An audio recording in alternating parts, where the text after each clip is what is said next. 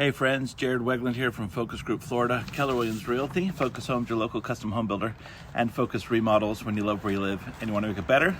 As you can see, I'm on location here in England, so it is quite nice and fresh. It hasn't rained yet today, but it probably will. I'm visiting my mother, it's absolutely fabulous, but real estate continues. So here is our weekly roundup. New pending home sales jump in Central Florida as the pricing drops 18% and the inventory also drops. So let's look at what's going on in real estate in Lakeland and Polk County. All right, this week the average home sold was a 3-bedroom, 2-bathroom home. That has been what it has been. Size of the home went down slightly to 647 square feet under air. The days on the market went down slightly to 45 days. It was 46 days last week. And if you look at the 12-week average, you'll see that's creeping down slowly. The sales price compared to list price changed by 1 percentage point to 98% this week. That means that the sales price is 98% of the list price right now. And please remember that does not take into account any particular concessions towards financing. The average list price, this was quite shocking this week. So we have been creeping around that 200 mark for average list price. It went down $13 per square foot to $187 per square foot on the list price. And for the sales price, it went down by $9 per square foot to $185 per square foot. So that's a pretty big jump. And that's the reason for the massive change in average price of the sale week over week for the same year.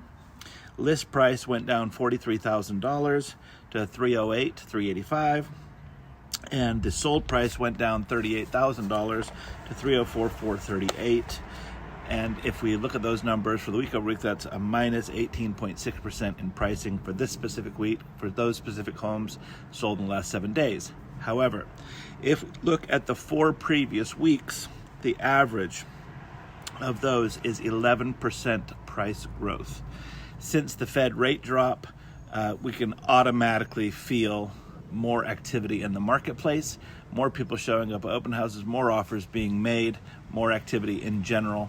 You can feel it, so it's coming. The people have been waiting. They're starting to trickle in, and what that means is there's going to be more buyer demand.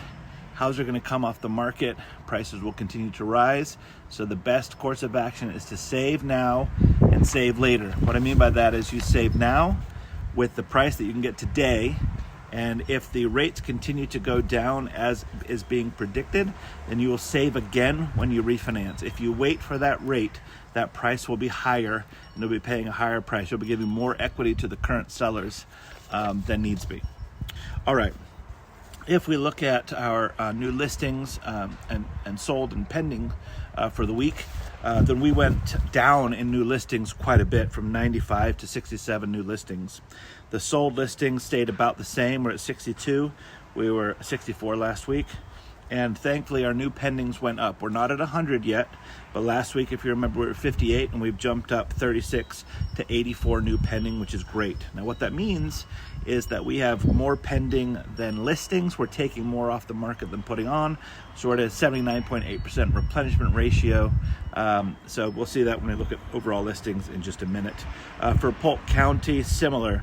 New listings up, new solds up, new pendings up. All of that is good. And for the county, we're at 116% replenishment, so slightly more listings than sales overall. But in Lakeland, we're under 80%. If we look at cancellations, withdrawals, expireds, for this particular week, you'll see a little bit of growth there. But when you look over the 12 weeks, it's very steady. Surprisingly, our monthly housing supplies went down. It was 3.95 months versus 6 for equilibrium. It was revised this month.